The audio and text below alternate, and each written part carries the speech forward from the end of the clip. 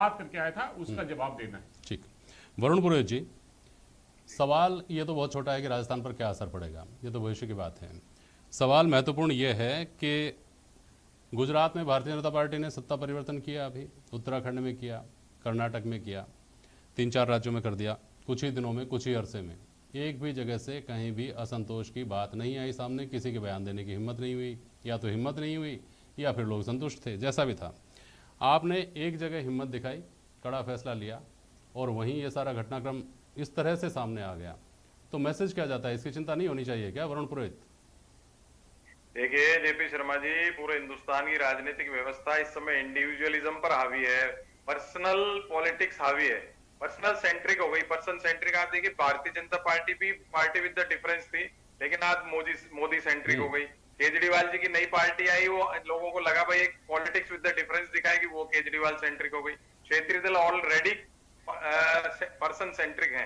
लेकिन कांग्रेस पार्टी में क्या था, कांग्रेस का एक लंबा वो था इतिहास, तो वो उसमें कांग्रेस का अपना था और गांधी फैमिली का डुअल सेंट्रिक थी।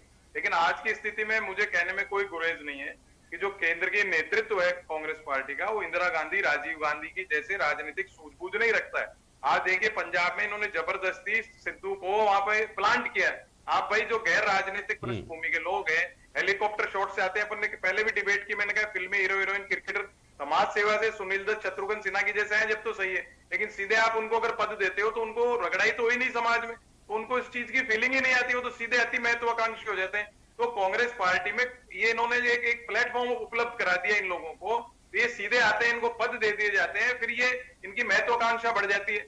ये हर स्टेट में हो रहा है कांग्रेस पार्टी के साथ। इसलिए मैं कह रहा हूं कि जो इंदिरा जी की, राजीव जी की जो सूझबूझ थी, आज के शीर्ष नेतृत्व जो इस समय कंट्रोल किया हुआ है कांग्रेस पार्टी को, उसमें सूझबूझ की कमी है। अब अगर ये इसको नहीं सुधारेंगे तो भारतीय जनता पार्टी पे आरोप लगाने से कुछ नहीं होगा। आप अपनी पार्टी को सुधारोगे नहीं तो आप उसको कैसे दूसरे पे आरोप लगाने से थोड़ी आप उसमें सक्सेसफुल हो जाओगे।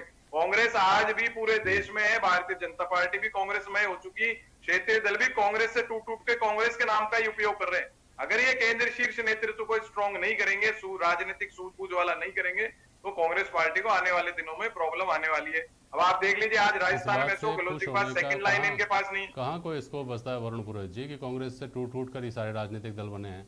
आज आप अपनी नीतियां सुधार लेंगे तो क्या वापस वो दल वापस कांग्रेस में मर्ज हो जाएंगे क्या? और आज ये क्या इत्तेफाक केवल संयोग है क्या कि वो ही दल कांग्रेस के लिए सबसे बड़ी चुनौती है? उन्हीं लोगों के, उन्हीं टूटे हुए जो दल है ना, उन्हीं से हार हार के 46 सांसद आए हैं इस बार लोकसभा चुनाव में। भाजपा से तो केवल 6 ही सांसद हरा करके आए हैं भाजपा के लोगों को। तो मैंने कहा आपने अवधेशा को दिया सर एग्जांपल दिया आप जी। हाँ वरुण पुरोहित जी, अवधेशा को दिया जी। जो बात वरुण पुरोहित ने कही उसी संदर्भ में उसका मैं विस्तार करके एक सवाल कर रहा हूँ आपसे। कांग्रेस के नेतृत्व ने शायद, जैसा लोगों की थ्योरी ये भी है कि साहब भारतीय जनता पार्टी ने कड़े फैसले लेकर दिखाया, पंजाब में इस तरह के कड़े फैसले लेने की ज़रूरत थी। बहुत लंबे समय से पार्टी ने इस तरह के कोई कड़े कदम नहीं उठाए थे। पहली बार हिम्मत दिखाई एक अरसे में, पिछले हाल के अरसे में, लेकिन पहली बार में शायद अनुभव उस तरह का नहीं रहा कि अब आगे और इस तरह के कदम उठाए जा सकें। अवधेशा को दिया जी। जेपी जी देखिए, भारतीय जनता पार्टी ने फैसले लिए कड़े, उसके अलावा जो कांग्रेस के नेता हैं अलग अलग राज्यों में और जो कार्यकर्ता हैं, उनके बीच में आम धारणा बन गई थी कि आला कमान नाम की कोई चीज़ दिल्ली में है ही नहीं। जो सख्त फैसले लेने के लिए जानी जाती थी, बड़े फैसले लेने के लिए जाती थी, वो आला कमान दिल्ली में बचा नहीं है। जो पंजाब का फैसला हुआ तो ये माना जा रहा था कि जो नेता हैं, जो कार्यकर्ता हैं, उनके बीच में एक मैसेज गया कि फैसला जैसा भी है लेकिन एक बड़ा फैसला है, एक बोल्ड फैसला है। वो फैसला आपने लिया, लेकिन अभी तो कुछ दिन ही हुए थे फैसला लिए हुए, और इस तरह का जो अप्रत्याशित घटनाक्रम हुआ है, मेरे हिसाब से कांग्रेस आला कमान ने यदि ये सोच के फैसला लिया था कि नेताओं और कार्यकर्ताओं में मैसेज देना है, तो आगे इस प्रकार का मैसेज देना और कठिन होगा। पहली बात। दूसरी बात, अभी आरसी चौधरी साहब ये तर्क दे रहे थे कि इस्तीफा मंजूर नहीं हुआ है। इस्तीफा मंजूर होना नहीं होना सांप सचुंदर जैसी स्थिति नहीं है क्या अवधेशा को दिया जी? अगर इस्तीफा मंजूर कर लिया तो किरकिरी, अगर नहीं किया है तो इसका मतलब स्पष्ट है कि आप झुक गए जिद के सामने। एक बार नहीं, 2 बार झुक गए। जो आपने फैसला लिया था, पहली बार सिद्धू को पीसीसी चीफ बनाया, वहाँ पर कैप्टन, दूसरा फैसला लिया कैप्टन अमरिंदर सिंह को वहाँ पे हटाया। दोनों निश्चित रूप से बड़े फैसले थे। अब जो इस्तीफा दिया है, दोनों फैसलों को धो दिया है उसने पूरी तरह से। अब आप इस्तीफे को स्वीकार करते हैं तो भी पंजाब में आपकी स्थिति बेहद खराब होने वाली है, क्योंकि कैप्टन चले गए, पुराने चावल आपके हाथ से चले गए, नया घोड़ा भी आपके अस्तबल से निकल के जा चुका है। यदि आप झुकते हैं तो जो मैसेज देने के लिए आपने फैसला किया था वो तो सब पानी पानी हो गया, फिर कुछ बचा ही नहीं। बिल्कुल। तो बहुत एम्बेरेसिंग सिचुएशन है कांग्रेस के लिए। चलिए थोड़ा सा और व्यापक पैमाने पर बात करते हैं। अभी आपने इस बात पर तंज कसा पुनीत कर्नावट साहब की राजनीति में बच्चे हैं, उनके हाथ में कमान है। आपके यहाँ कैप्टन अमरिंदर साहब के आने की खबरें हैं और उनके साथ में कहा तो यह गया है कि और भी आएंगे। तो अमरिंदर साहब तो 80 साल के कप्तान ले रहे हैं, आप मार्गदर्शक मंडल का विस्तार कर रहे होंगे। पुनीत कर्नावट जी,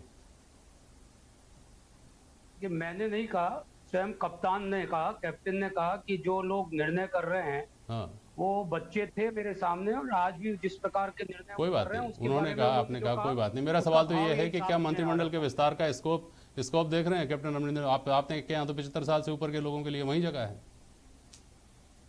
अभी कैप्टन ने तो भारतीय जनता पार्टी में आए हैं, न उन्होंने ऐसा कोई प्रस्ताव भारतीय जनता पार्टी को के समक्ष रखा है और न भारतीय जनता पार्टी ने निर्णय किया।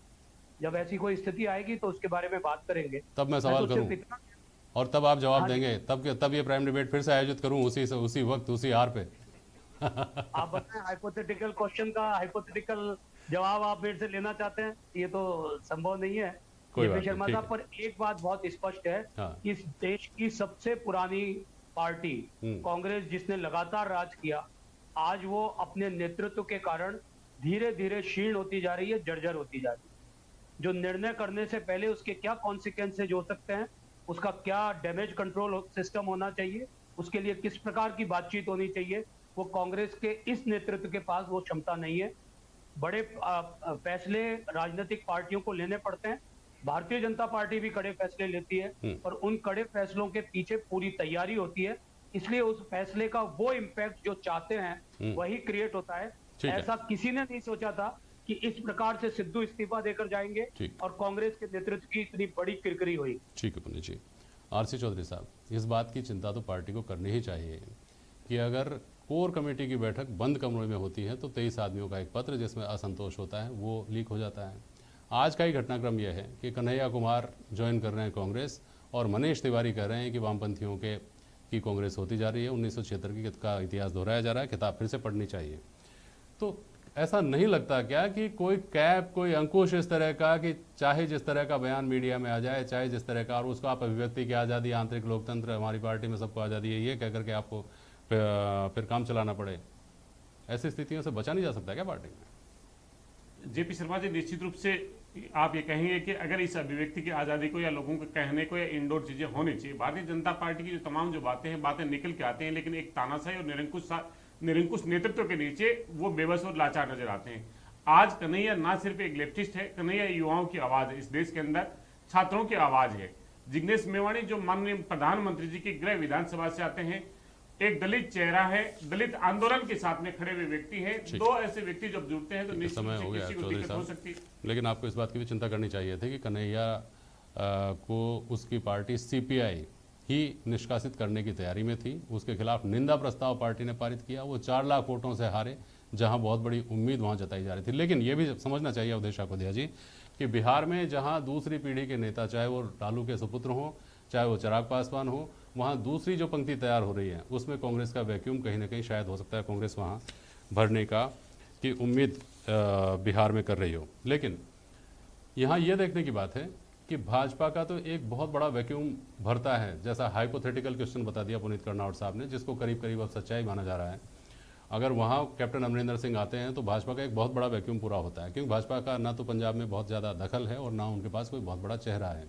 ये जो प्रयोग कांग्रेस के हैं, पहले से कांग्रेस के पास वामपंथी विचारधारा के आरोप वाले लोगों की कमी नहीं है, पहले से कांग्रेस के पास दलित वोट बैंक कांग्रेस का ही सेटल्ड वोट बैंक माना जाता रहा है। तो इस तरह के प्रयोगों से बहुत बल मिलता है क्या, जहाँ पार्टी के लोग ही उसके खिलाफ आवाज़ उठा रहे हों? जेपी जी देखिए, जो चाहे कन्हैया कुमार की बात है, चाहे जिग्नेश मेवानी की बात है, इन दोनों चेहरों के ऊपर जो पॉलिटिकल नैरेटिव खड़ा किया था भारतीय जनता पार्टी ने, उससे उसको बहुत लाभ हुआ था पूरे देश में। अब दोनों इंडिविजुअल कांग्रेस के लिए उतने उपयोगी नहीं है, चाहे वो गुजरात में हो, चाहे बात बिहार की हो, लेकिन उनके लाने से आपको जो नुकसान होगा, जो बीजेपी को फायदा होगा, उस पर भी क्या गौर किया कांग्रेस में किसी ने? मेरे हिसाब से नहीं किया। यदि किया होता तो इस तरह का फैसला नहीं होता। अल्टीमेटली जो भाजपा ने ट्रैप बनाया पूरा के पूरा, आप उसी में फंस गए और उनको जो मुद्दा इतने साल से उठा रहे थे वो उनको फिर से हाथ में दे दिया। चलिए, बहुत शुक्रिया आप सभी का आज प्राइम डिबेट में शामिल होने के लिए। आज के लिए बस इतना ही, नमस्कार।